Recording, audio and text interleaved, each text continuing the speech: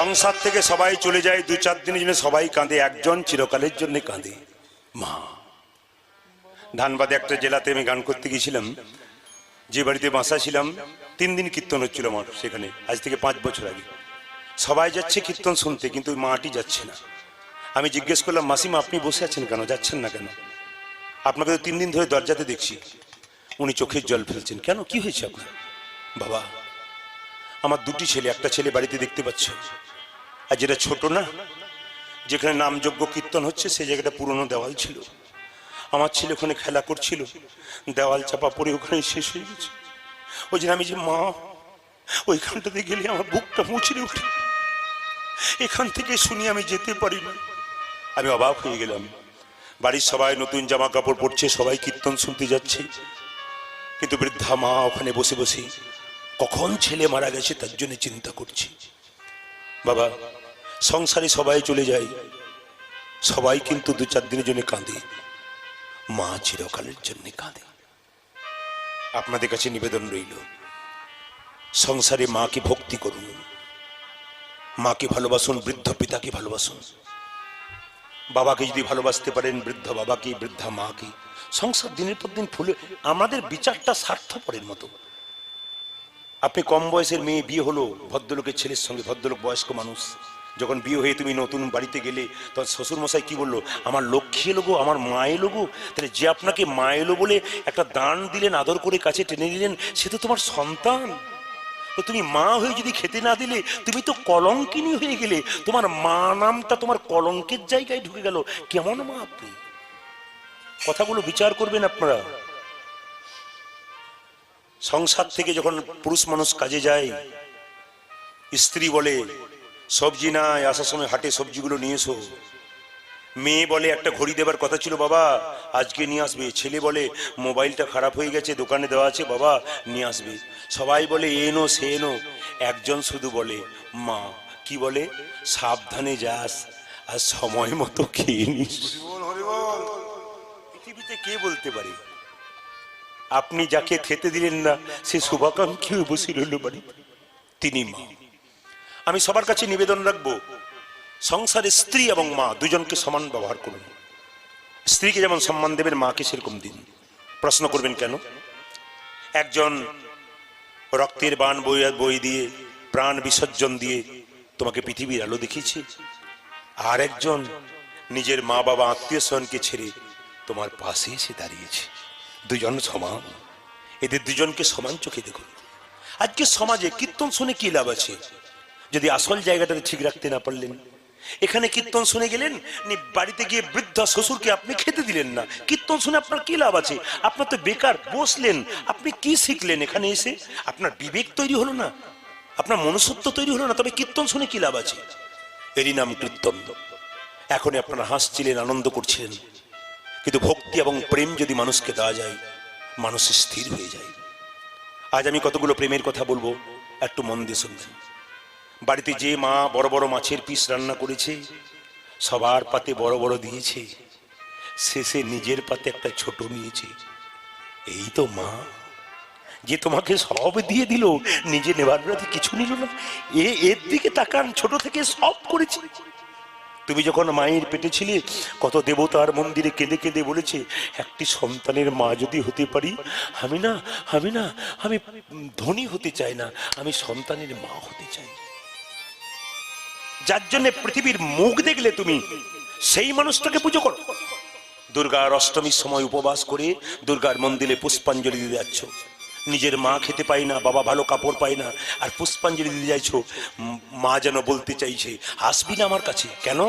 মাটির প্রতিমা পুজিস রে তুই, আগে ঘরের মাকে পুজিয়ে। মাটির প্রতিমাটা পুজো করে কি লাভ আছে? ঘরের জীবন্ত দেবদেবী যদি খেতে না পাই, কি দরকার আপনার অষ্টমীতে পুষ্পাঞ্জলি দেবার? কি লাভ আপনার? আপনার ভেতরে কি জন্মালো? অসুরত্ব না প্রেম? আপনি আসল জায়গাটায় জীবন্ত দেবদেবীকে পুজো করুন, তবে আপনার জীবন সুন্দর হবে, নাহলে জীবন আপনার বেকার হতে যাবে। এই জায়গাগুলো ধরবেন, আপনাদের কাজে লেগে যাবে। মায়ের গর্ভে একটা সন্তান 10 মাস 10 দিন থাকতে পারে, সেই ছেলে বড় হয়ে যদি কলকাতায় ফ্ল্যাট কেনে, মা বাবার একদিনের জন্য জায়গা হয় না। কি লাভ শিক্ষার? কি দাম শিক্ষার? তাই মা দেখবেন চিরকালের জন্য কাঁদে। এ সংসারে কেউ কারো নয়, এ সংসারে কেউ কারো নয়, যতক্ষণ দেহের মধ্যে প্রাণ আছে ততক্ষণ আমার আমার, দেহ থেকে প্রাণ চলে গেলে সব চলে যায়। প্রমাণ প্রমাণ। যদি কোনো ব্যক্তি মারা যায়, বাইরে অ্যাক্সিডেন্টে মারা গেল, তাকে আর ঘরের ভেতরে ছপ্পরে শোয়ানো হলো না, তুলসী তলার কাঁচা মাটিতে কাঁচা বাঁশের মাচা তৈরি করে ওইখান থেকে নিয়ে চলে। তুমি যে স্বামীকে এত ভালোবাসো, 10 দিন পর স্বামী বাড়ি আসে, ছপ্পর খাটে শোয়াও, আদর করো, ভালো খাবার দাও, কিন্তু যে স্বামীর দেহ থেকে প্রাণ বেরিয়ে গেলে সে স্বামীকে আর ছপ্পর খাটে শোয়াবে না। সেদিন গ্রামের লোককে বলবে মরাটা নামিও, ওটা যে বাস মরা হয়ে যাবে, তখন তার নাম চেঞ্জ হবে। ইংরাজিতে এখন বলে বডি এলো। রমেন মারা গেছে, ধরুন কি বলে, রমেন এলো বলবে না, রমেন হাসপাতালে আছে মারা গেছে, বাড়ি নিয়ে আসছে, রমেন এলো আর বলবে না, বডি এলো। বাংলাতে বলবে লাশ এলো। মৃত্যুর পরে তোমার নাম আর রমেন নয়, সোমেন নয়, জীবন নয়, তোমার নাম হলো লাশ, তোমার নাম হলো বডি। তুলসী তলার কাঁচা মাটিতে কাঁচা বাঁশের মাচা তৈরি করি, ছেঁড়া তালাই দিয়ে বেঁধে দিবি। আহা, খড়ের দড়ি দিয়ে ছেঁড়া তালাই দিয়ে বেঁধে দিবি। যে স্ত্রী তোমাকে এত ভালোবাসে, সেই স্ত্রী এত আদর করে ভালোবাসে, সেই স্ত্রী একটা ভাঙা বালতিতে গোবর জল গুলে ছড়িয়ে দিবি। আপনার দান করবেন, এইদিকে তাকাবেন, আস্তে। দান করলে যে নেয় তার হাতটা নিচে থাকে না উপর থেকে? জোরে বলবেন, কিন্তু জোরে বলুন, নিচে থাকে না উপরে থাকে? যে আস্তে, তত্ত্বগুলো শুনবেন। যে দেয় তার হাতটা কোথায় থাকে? ওপরে। আর যে নেয় তার হাতটা, উত্তর দেবেন। নদীর জল বইতে জানে, গোবিন্দ সেবায় লাগে। ইন্দিরার জল বইতে জানে না, গোবিন্দ সেবায় লাগে। যে টাকাটা রোজগার করলেন, গোবিন্দের সেবায় লাগাতে পারলেন না, আপনার টাকার দাম রইল না। জমিয়ে দিলেন, ও টাকার দাম রইল না, কিন্তু গোবিন্দ সেবায় লাগালে দাম রইল। যেমন আপনাদের বলে দিই আস্তে, আপনাদের এই বাঁকুড়া জেলায় কীর্তন হচ্ছে, আমাদের বীরভূম পাশেই ঝাড়খণ্ড আছে, তো আমাদের ওখানে নিয়ম হচ্ছে এরকম, হরিবাসর হলে না একজন বৈষ্ণব একটা থালা নেবে, একটা প্রদীপ নেবে, আস্তে, আর থালা নেবে, একটা প্রদীপ নেবে, নিয়ে একটা তিলক নেবে। এবার আপনারা সবাই কীর্তন শুনছেন, বসে এরকম করজোরে বসে আছেন, সবাইকে একটা করে তিলক দিচ্ছে, আর কেউ 10 টাকা, কেউ 5 টাকা, কেউ 2 টাকা, 4 টাকা দিচ্ছে। তো দেখছি সবাই টাকা দিচ্ছে, একজন কোটি টাকা, আস্তে আস্তে, একজন কোটি টাকাওয়ালা লোক সামনে বসে আছে একটা ধুতি পাঞ্জাবি পরে, সবাই টাকা দিচ্ছে, ও বেটা দিচ্ছে না। ও কি করছে দেখুন, আমার দিকে তাকান, ও টাকাটা বের করছে না, খালি এইরকম এইরকম এইরকম এইরকম। তো আমি খালি লক্ষ্য করছি কীর্তন করতে করতে এইরকম এরকম করছে কেন? আসলে তা নয়, ছোটটা দেবো না বড়টা দেবো বাছাবাছি চলছে। মানে 5 টাকার কয়েনটা দেবো না 2 টাকার কয়েনটা দেবো। ভগবান বলছে তোর ব্যাংকে কত আছে ওটাও জানি, তোর পকেটে কত হচ্ছে ওটাও জানি। এমন পোকা লাগা বেগুন দেবো না, নার্সিং হোম আর ঘর করে বেড়াবি, তখন বুঝবি মজা। লক্ষ্য করবেন, আপনারা কিছু মনে করবেন না, কাউকে কিন্তু আমি অবজ্ঞা করি নাই, আস্তে আস্তে বাবা, কাউকে কিন্তু কারো করে লক্ষ্য করে বলি নাই। দেখবেন কোটি টাকার বাড়ি বানাই, কোটি টাকার বাড়ি বানাই, বলছে কোটি টাকার, ইনি একটু কষ্ট পান আর কি, বয়স হয়েছে তো। শুনুন, ব্রাহ্মণ ঠাকুরকে কি দেয়? কোটি টাকার বাড়ি তৈরি করে নিয়ে, দেখবেন সবাইকে সবকিছু দিল, 2000 10,000 লোক খাওয়ালো পেট ভরি। যখন ব্রাহ্মণকে দিচ্ছে তখন কি বলছে বলুন তো? ব্রাহ্মণকে কি দিচ্ছে? একটা 15 টাকার গামছা আর 51 টাকা হাতে দিয়ে বলছে, ঠাকুর মশাই এইবারের মতো এইটুকু মেনে নেন, এইবারের মতো মেনে নেন। আপনার দিদি করে না? করে। এই কোটি, আস্তে, কোটি টাকার বাড়ি করলো, আর ঠাকুর মশাইকে দিচ্ছে কত? 15 টাকার গামছা আর 51 টাকা, এইবারের মতো। এখন লক্ষ্য করুন, আস্তে আস্তে, ব্রাহ্মণ খুলেও দেখছে না কত টাকা আছে। ব্রাহ্মণও কত চালাক দেখুন, ও কি বলছে দেখুন, তুই, আমি খুলে দেখবো না কত দিলি, তুই শুধু বলে দে, আমার দেবার ক্ষমতা নাই। ও কি করে বলবে 1 কোটি টাকা বাড়ি করেছে আর দেবার ক্ষমতা নাই? ব্রাহ্মণ কত চালাক দেখুন, বলছে তুই শুধু একবার বল যে তোর দেবার ক্ষমতা নাই, আমি তোকে ছেড়ে দেবো, মুক্তি দিয়ে দেবো। কিছুক্ষণ পরে বলছে, কিছু মনে করবেন না, গরিব মানুষ, এবারের মতো এইটুকু মেনে নিন। তোর যখন দেবার ক্ষমতা নাই তখন যা, আমি মেনেই নিলাম।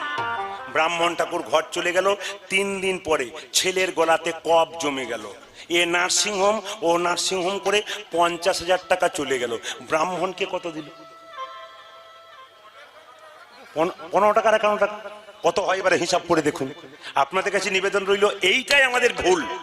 আসল মন্ত্র দিয়ে ব্রাহ্মণ প্রতিষ্ঠা করলো, যাকে ডাকলেন বলে আপনি গৃহে প্রবেশ করলেন, তাকে আনন্দ দিতে হয়, সে দুহাত তুলে আশীর্বাদ করে দেয়। মন তার খারাপ করলে আপনি এত বড় যজ্ঞ করলেন, গোটালে ভুল করলেন।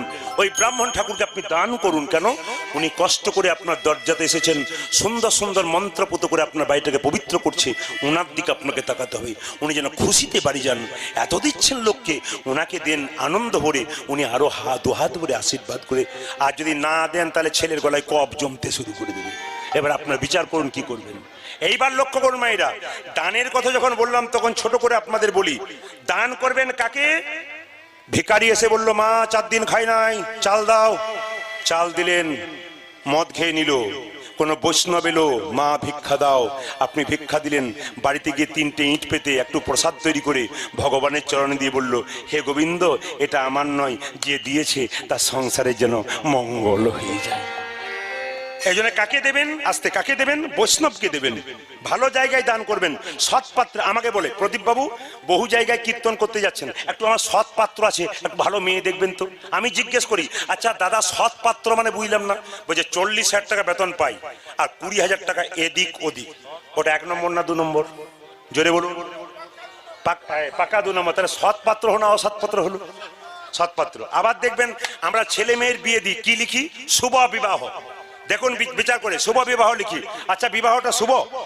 যে বিবাহে 25টা পাখি কাটা হয় আর 4টা ছাগল কাটা হয়, ওটা বিবাহটা শুভ হয়? রক্ত ঘেঁটে না, হাসলে হবে না, বিবাহ শুভ হয়। এদিকে মেয়ের যখন বিয়ের দিনে আঙুল কেটে গেল তখন বকাবকি করেন, ভালো দিনে আঙুল কাটলি, অশুভ করে দিলি। কিন্তু তোর বিয়েতে যে 4টা ছাগল কাটলাম, এত রক্ত ঘাটলাম, এদিকে কোনো, আমরা কত ভুল করি দেখুন।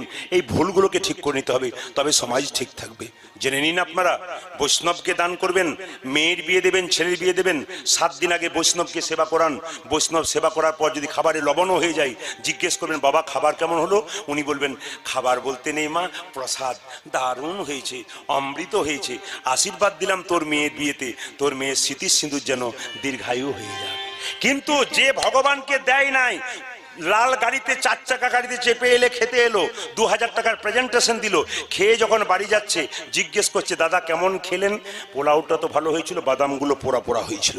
খেলো কিন্তু বদনাম করে গেল। 2000 টাকা প্রেজেন্টেশন দিল, ওটা 2-5 মাস ভালো রইল, তারপর নিতাই গৌর হরিবল হয়ে গেল।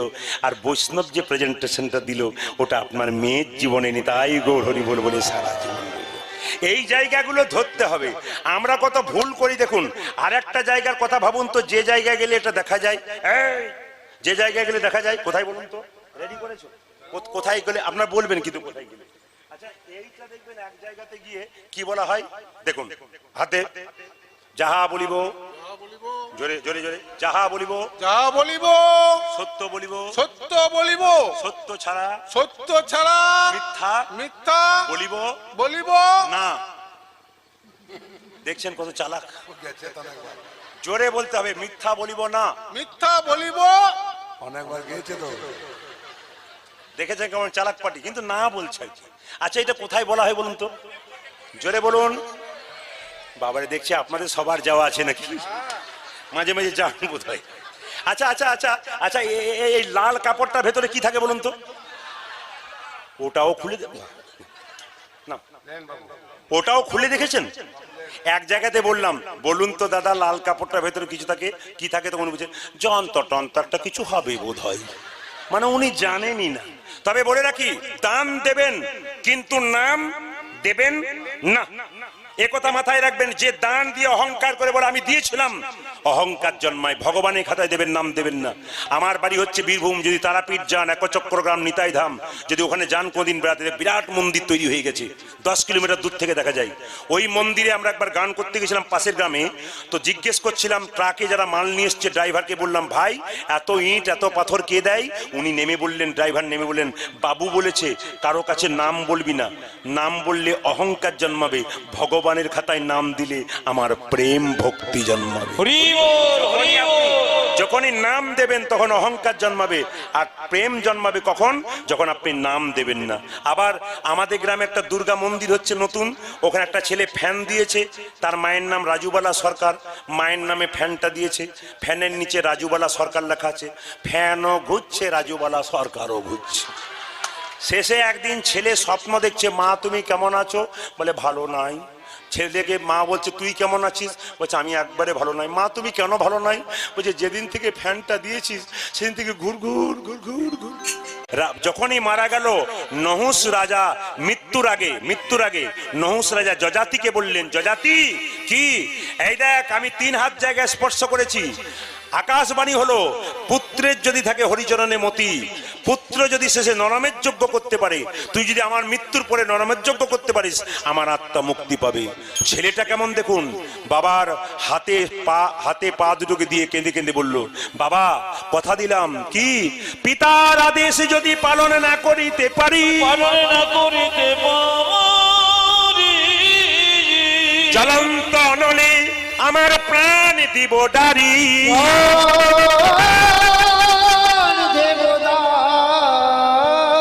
এইরকম ছেলে হতে হবে ঘরে ঘরে, এরকম সন্তান হতে হবে। কি সুন্দর বলছে দেখুন, বাবা তোমার ইচ্ছা যদি পূরণ করতে না পারি, নরমের যোগ্য না করতে পারি, শেষে আমি আগুন জ্বালিয়ে আমি নিজেই আগুনে ঝাঁপ দিয়ে দেবো। পিতা স্বর্গ পিতা ধর্ম পিতা হি পরমন্তপ পিতরি পিতিমা প্রিয়ন্তে সর্বদেবতা। নহুষ রাজা মারা গেল, আস্তে নহুষ রাজা মারা গেল, আমরাও মারা যাব। এখন আপনাদের কাছে আমার প্রশ্ন, খুব সুন্দর করে উত্তর দেবেন। দেহ মারা যায় না আত্মা মারা যায়? জোরে বলুন, জোরে বলুন। দেহ, যে যেখানে দাঁড়িয়ে আছেন বসে আছেন, দেহ মারা যায়। শাস্ত্র কি বললো? বাসাংসি জিন্নানি যথা বিহায় নবানী ঘিন্নাতি নরহ পরাণী তথা শরীরানি বিহায় জিন্নান্নানি সংজাতি নবানী দেহি। সংস্কৃত কথা অনেকের অসুবিধা হয়, আমি ভেঙে বুঝিয়ে দিই। মায়েরা যে কাপড়টা পরে এসেছেন, আমি যে কাপড়টা পরেছি, আপনারা যেটা পরেছেন, যখন জীর্ণ হয়ে যাবে ওই কাপড়টা ফেলে আপনি নতুন কাপড় ধারণ করবেন। আত্মা কি করে? পুরনো দেহ ত্যাগ করে নতুন দেহে যায়। প্রশ্ন করবেন, প্রদীপ বাবু আপনি যখন মারা যাবেন আপনার আত্মা কোথায় যাবে? আমরা যখন মারা যাব আমাদের আত্মা কোথায় যাবে? পুরোটা শাস্ত্র কথা, কিন্তু মন দিয়ে শুনবেন। আত্মা কোথায় যাবে? শাস্ত্র বলল, মানুষ কুলে জন্মগ্রহণ করে কেউ যদি পশুর মতো কর্ম করে, পশুর মতো আচার আচরণ করে, পরের জন্মে তার পশুকুলে জন্ম হয়। মানুষ কুলে জন্মগ্রহণ করে যে মানুষের মতো কর্ম করে, পরের জন্মে সে আবার মানুষ হয়। আর মানুষ কুলে জন্মগ্রহণ করে যে মহাপুরুষের মতো কর্ম করে, তার দ্বিতীয় জন্ম হয় না, তার গোবিন্দের চরণ প্রাপ্ত হয়ে যায়। কেমন কেমন কেমন? যেমন ধানকে সেদ্ধ করলে মাঠে ছড়ালে ও যেমন দ্বিতীয় গাছ হয় না, যে দেহ হরিনামে সিদ্ধ হয়ে যায় তার দ্বিতীয় জন্ম হয় না, গোবিন্দ চরণ প্রাপ্ত। জেনে নিন, জেনে নিন আপনারা, মানুষ মারা গেলে স্বর্গে যাবে না নরকে যাবে? ডক্টর পঞ্চানন ভট্টাচার্যের জগত আমি বলে একটা বই আছে। আমি পঞ্চানন ভট্টাচার্যের প্রচুর বইপত্র পড়াশোনা করি, তাতে এক জায়গায় দেখেছি তিনি সুন্দর করে বর্ণনা করেছেন, মানুষ মারা গেলে স্বর্গে গেল না নরকে গেল তাকে দেখেই বুঝতে পারবো। বলে কি করে বুঝবেন? যেমন ধরুন মায়েরা, আপনাদের এই হিজলডিহাতে কেউ যদি মারা যায় আপনারা দলে দলে দেখতে যান, গ্রামের বটে বলেন। এবার দেখে যখন এলেন তখন বাড়িতে বলা বলি করেন কি, ও মা এমন মরা দেখি নাই গো, একবারে মনে হচ্ছে বিভৎস মুখ হয়ে গেছে বিকৃত, দিদি আমার 3 দিন ঘুম হবে না। বলা বলি করেন না? জানবেন মৃত্যুর সময় যার মুখ বিকৃত হয়ে যায় তিনি চললেন নরকে।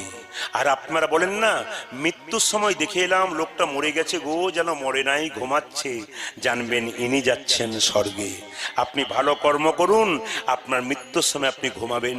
আপনি খারাপ কর্ম করবেন, আপনার মুখ বিকৃত হয়ে যাবে। এ প্রমাণ দিচ্ছে শাস্ত্র। আবার বলছে কি করে বুঝবেন আপনি স্বর্গে যাচ্ছেন নরকে যাচ্ছেন?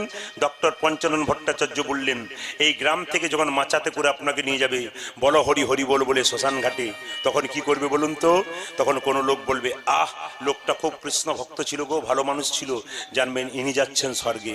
আর আপনার মৃত্যুর পর কেউ যদি বলে, বেটা খুব বদমাইশ লোক ছিল, সমাজটাকে নষ্ট করছিল, গেল ভালো হয়েছে, জানবেন ইনি যাচ্ছেন নরকে। আর কি দেখলে? গীতা, শ্রীমৎ ভাগবত গীতা কি বলছে দেখুন, আমাদের শরীরে 9টা ছিদ্র দিয়ে প্রাণ বেরোয়, 9টা ছিদ্র কোথায় কোথায়? দুটো কানের ছিদ্র, দুটো নাকের ছিদ্র, দুটো চোখের ছিদ্র, মুখের ছিদ্র 7টা, নিচের দিকে উপাস্থ এবং পায়ু দুটো ছিদ্র।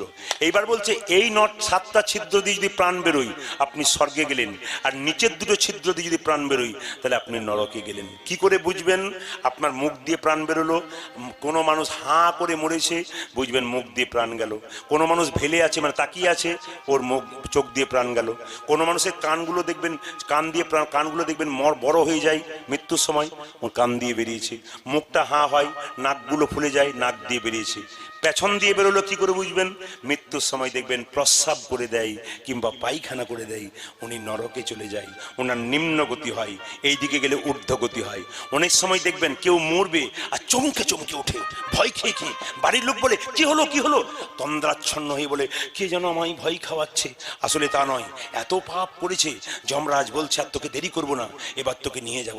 ওই জন্য মৃত্যুর সময় যারা চমকে চমকে ওঠে, ভয় খেয়ে খেয়ে ওঠে, জানবেন তাদের অধোগতি হচ্ছে। এই জন্য শাস্ত্র অনুযায়ী যদি আমরা জীবন চলতে পারি আমাদের জীবন সুন্দর হয়ে যায়। যজাতি মারা গেল কিন্তু মৃত্যুটা এত সুন্দর হলো, এরকম শুয়ে আছে। বাবার শেষকৃত্য সম্পন্ন করে যজাতি চলে গেলেন গুরুদেবের কাছে। গুরুদেব, আমার বাবার মৃত্যুর পর আত্মার মুক্তি পাবে না, নরমের যজ্ঞের বিধান বলে দাও, কিভাবে নরমের যজ্ঞ করব। শাস্ত্রের বিধান শুরু করলেন গুরুদেব। শোন যজাতি, তোর বাবার নরমের যজ্ঞে কি করবে জানিস? 80 লক্ষ মুনি চাই করতে সম্ভাষণ। আজি 80 লক্ষ মুনি চাই করতে সম্ভাষণ। 80 লক্ষ মুনি চাই করতে সম্ভাষণ।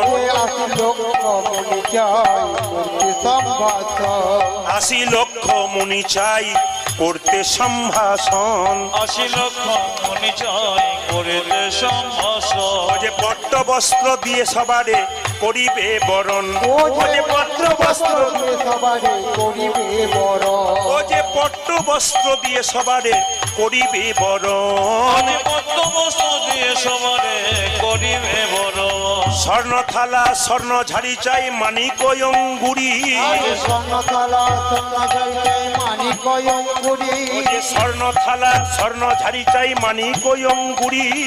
স্বর্ণ থালা স্বর্ণ ঝাড়ি চাই মানিক অঙ্গুরি। ও যে 42 যোজন যজ্ঞশালা দিবে নির্মাণ করি। ও যে 42 যোজন যজ্ঞশালা দিবে নির্মাণ করি। ও যে 42 যোজন যজ্ঞশালা দিবে নির্মাণ করি। ও যে 42 যোজন যজ্ঞশালা দেবে নির্মাণ করি। তোমরা দান দিবে গো, দান দেবে গো, দান দিবে গো, দান দেবে গো। ও যে লক্ষ লক্ষ স্বর্ণ মুদ্রা, দান দেবে গো। লক্ষ লক্ষ স্বর্ণ মুদ্রা, দান দেবে গো, ও যে লক্ষ লক্ষ স্বর্ণ মুদ্রা, ও যে 42 যোজন যজ্ঞশালা দিবে নির্মাণ করি। ও যে 42 যোজন যজ্ঞশালা দিবে নির্মাণ করি। ও যে 42 যোজন যজ্ঞশালা দিবে নির্মাণ করি। হায় হায় 42 যোজন যজ্ঞশালা দেবে নির্মাণ করি। অষ্টম গর্ভের অষ্টম বর্ষের দ্বিজেরও সন্তান। আরে অষ্টম বর্ষে অষ্টম গর্ভে দ্বিজেরও সন্তান। ও যে অষ্টম গর্ভের অষ্টম বর্ষের দ্বিজেরও সন্তান। অষ্টম গর্ভে অষ্টম বর্ষে দ্বিজেরও সন্তান। ও যে হইবে সে কৃষ্ণ বরণ নাম সংকৃত। ও যে হইবে সে কৃষ্ণ বরণ নাম সংকীর্তন। ও যে হইবে সে কৃষ্ণ বরণ নাম সংকীর্তন। গানটা করে গেলে মানে বুঝতে হবে। 80 লক্ষ মুনিকে নিমন্ত্রণ করতে হবে, সবাইকে পাটের কাপড় দিতে হবে, সোনার থালা দিতে হবে, সোনার ঝাঁটা আনতে হবে, 42 যোজন যজ্ঞশালা তৈরি করতে হবে। আর অষ্টম গর্ভের অষ্টম বর্ষের মানে 8 নম্বর গর্ভের 8 নম্বর ছেলে ব্রাহ্মণের হতে হবে। যদি সেই সন্তানকে পাও ধরে আনবে, তাকে কি করবে? যজ্ঞ মাঝে নিক্ষেপ করবে। তবে হ্যাঁ, তার রংটা যেন কৃষ্ণের গায়ের মতো হয়। মায়েরা বলুন তো কৃষ্ণের গায়ের রং কেমন? হলুদ, লাল নাকি? ও আচ্ছা, কালো না না, চৈতন্য চৈতামিতে বললো আকাশে যে প্রচন্ড মেঘ আসে না, বৃষ্টি হবে, ওই রংটা হচ্ছে কৃষ্ণের গায়ের রং। কখনো নীল, কখনো তিনি কালো, কখন যে কোন ভাবে উদয় হয়, কিন্তু হলুদ নয়। কিন্তু আপনাকে হলুদ বলবেন না, লালও বলবেন না। সবাই লক্ষ্য করুন, কৃষ্ণবর্ণ সন্তান চাই। তো সেই সন্তানটা যদি তুমি পেয়ে যাও, কৃষ্ণ ভক্ত পেয়ে যাও, তাকে ধরে আনবে। তবে হ্যাঁ, যজ্ঞকুণ্ডে যখন নিক্ষেপ করবে, মৃত্যু ভয়ে সে যদি কান্নাকাটি করে, তবে নরমের যজ্ঞ পূরণ হবে। কত কঠিন বিধান দেখুন। সেটাকে ধরে আনবে, ঠিক কথা। কিন্তু সেই ছেলে যদি কাঁদে আগুনে ঝাঁপ দেবার আগে, তাহলে কিন্তু আপনার জন্মের যোগ্য পূর্ণ হবে না। তাই সবাই মিলে প্রাণ ভরে একবার হাততালি দিয়ে কীর্তনটা করে নিন, যাতে পূরণ হয়ে যায়। সবাই হাত তুলুন, মজা আছে কিন্তু, আনন্দ পাবেন, আনন্দ পাবেন। সবাই হাত তুলুন, সেটা বলে কেউ বাদ দেবেন না কিন্তু, দেখুন মজা আছে। একবারে ক্যামেরা কিন্তু আপনাদের সামনে যাচ্ছে, আনন্দ করে। আজকে আনন্দ করবেন, সারা বছর আনন্দ যাবে। আজকে দুঃখ করবেন, আজকে দুঃখে যাবে। সবাই মিলে হাত তুলুন একসঙ্গে, কৃষ্ণ বলে। কৃষ্ণ বলে। আমি বলবো পকেটে কেউ হাত দেবেন না। যদি হাত তুলতে না পারেন আপনি হাত রাখবেন, কিন্তু হাত ওঠান। কেন বলুন তো? বাবা হয়েছেন, ছেলের জন্য ছেলের মুখটার দিকে তাকাবেন। আমি যদি ভদ্রলোক সেজে যাই, আমার ছেলে ভদ্রলোক সেজে যাবে। শেষ বয়সে আমি বুঝতে পারবো আমি কোন জায়গায় পৌঁছালাম। এখন থেকে কৃষ্ণ ভক্ত হন, নইলে শেষে কিন্তু আপনাকে পস্তাতে হবে। কৃষ্ণ বলি, কৃষ্ণ বলে। বাহু তুলে, বাহু তুলে। চলো রে মন, চলো রে মন। বৃন্দাবনে।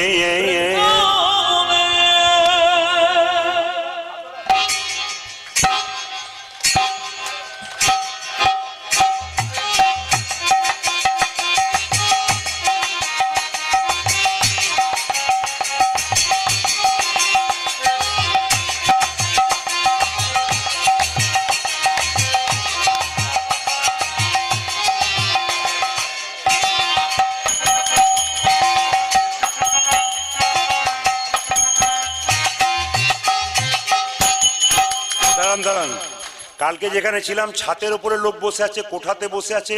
এত লোক যখন বুঝে কৃষ্ণ বলে সব হাত তুলেছে। আপনাদের কেন হাত তুলেছেন? অন্ধকারে আছেন, আমাকে আপনারা দেখতে পাচ্ছেন, আপনাদের সবাইকে দেখতে পাচ্ছি না। হাত তুলুন দেখি, একসঙ্গে তালি পড়বে। কৃষ্ণ বললি, বাহু তুললি, চলো রে মন বৃন্দাবনে। দিন তালি দিন। কৃষ্ণ বললি, বাহু তুললি, চলো রে মন বৃন্দাবনী। আর তুই জোরে। কৃষ্ণ বলি, বাহু তুলি, চলো রে মন বৃন্দাবনী। বাজাও। কৃষ্ণ বলি, বাহু তুলে, চলো রে মন বৃন্দাবনী। কৃষ্ণ বলে বাহু তুলে চলো রে মন বৃন্দাবনে। এই নামে নেই কোনো চিন্তা, এই নামে নেই কোনো ভাবনা, এই নামে নাই কোনো চিন্তা, এই নামে নাই কোনো ভাবনা। ও দিদি, সবাই তালি দিচ্ছেন, আপনি কেন? এই নামে নেই কোনো। এ কি মশা মারছেন না কি করছেন? আরে যার ওখানে ভাবছে আমি অন্ধকারে বসে আছি, তোমার নজর ওদিকেও গেছে, সব দিকেই যায়। এই যে মাস্টার মানুষ, কেন বলুন তো? আমি যদি শিক্ষক হতাম না, বহু ছেলেকে দেখতাম। শিক্ষক হতে পারি নাই, ভগবান আমাকে এই লাইনে এনেছে। ওই সবাই মিলে হাততালি দেবেন। কেন? যার ভাবনা তিনি ভাববেন, তুমি ভাববার কি? এই নামে নেই কোনো চিন্তা, হ্যাঁ, এই নামে নেই কোনো ভাবনা, এই নামে নেই কোনো চিন্তা, এই নামে নেই কোনো ভাবনা। এক জায়গায় অনেকক্ষণ গান হতে থেকে একজন ব্যক্তি বলছে, এই দেখুন কেমন চালাক লোক, দেখুন আমাকে বলছে। বলে কেন? দু চারজন ঘুমোচ্ছে, জেগে যায়, তার ব্যবস্থা করলেন আর কি। ওই জন্য যারা মুসড়ে পড়েছিল তারা দেখলো, যা পাশে কে আছে না আছে একবার দিয়ে দিই, আর দিয়ে দিলেই তো জেগে যাবেন, সজাগ হয়ে যাবে। দিন। এই নামে নেই কোনো ক্লান্তি, এই নামে নেই কোনো ভাবনা, এই নামে নাই কোনো চিন্তা, এই নামে নাই কোনো ভাবনা। বদন ভরে এ হরি নাম, বদন ভরে এই হরি নাম।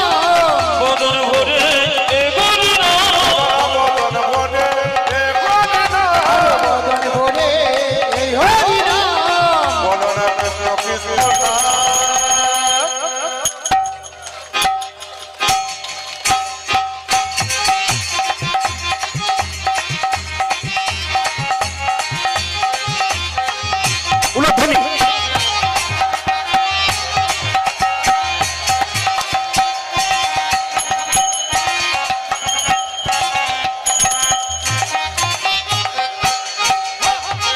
এই নামে নেই কোনো ক্লান্তি, ক্রান্তি, এই নামে আছে শুধু শান্তি, এই নামে নেই কোনো ক্লান্তি, এই নামে আছে শুধু শান্তি, এই নামে নেই কোনো ক্লান্তি, এই নামে আছে শুধু শান্তি, এই নামে নেই কোনো প্রান্তে এই নামে আছে শুধু শান্তি। আমরা 365 দিনে 320 দিন গান গাই, আমাদের ক্লান্তি নেই। আর আপনাদের দু একজনকে দেখছি, আমাদেরকে তাকান, এই নামে নেই কোনো ক্লান্তি। আমি তো দেখতে পাচ্ছি, যতই বলুন দাদা ভাইরা, মাঝে আপনাদের দু একটা আছে, না থাকা নয়, কিন্তু এই নামে নেই কোনো ক্লান্তি। আস্তে, একজন বলছে আপনার ক্লান্তি থাকবে করে, কীর্তনে সে তো আপনি পেয়ে যাবেন, আমরা কি পাবো? বললাম না না, যে মিষ্টি দোকানে মিষ্টি তৈরি করে সে তো রোজগার করলো, কিন্তু যে কিনে সে তো রোজগার করলো, যে কিনে খেলো তারই কাজ। আপনাদেরই তো কাজ, আমাদের শুধু কিছুই না, যদি কিছু কৃপা করে পাই। এই নামে নেই কোনো ক্লান্তি, ক্রান্তি এই নামে আছে শুধু শান্তি। এই নামে নয় কোনো ক্রান্তি, এই নামে আছে শুধু শান্তি। দাদা আপনাদেরকে বলছি, একটু নেচে যান। কেন বলুন তো? ভবিষ্যতে ঠকতে হবে।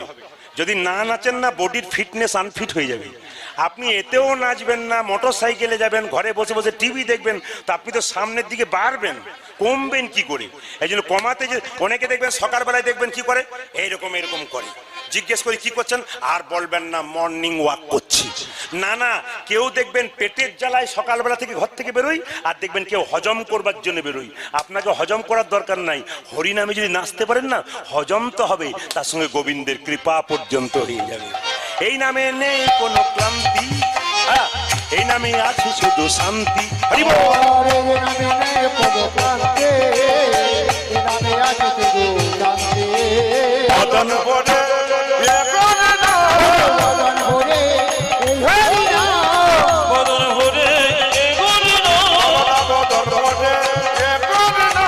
মদন ভরে এই হরি নাম। আন্দোলন, একসঙ্গে বলুন।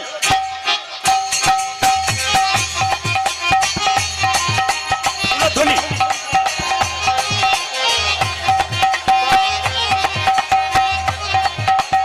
হরি বল।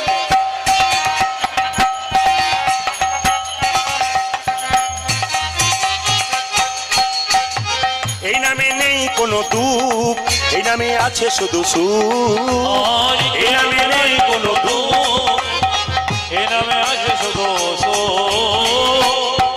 ওনারা ভাবছেন শেষে একটা গেয়ে দিয়েন, তারপর দেখেন কি করি। বসুন, একটু বসুন, খুব খুশি আমি, খুব খুশি। এই নামে নেই কোনো দুঃখ দুঃখ দুঃখ, এই নামে আছে শুধু সুখ। আর এই নামে নেই কোনো দুঃখ, এই নামে আছে শুধু সুখ।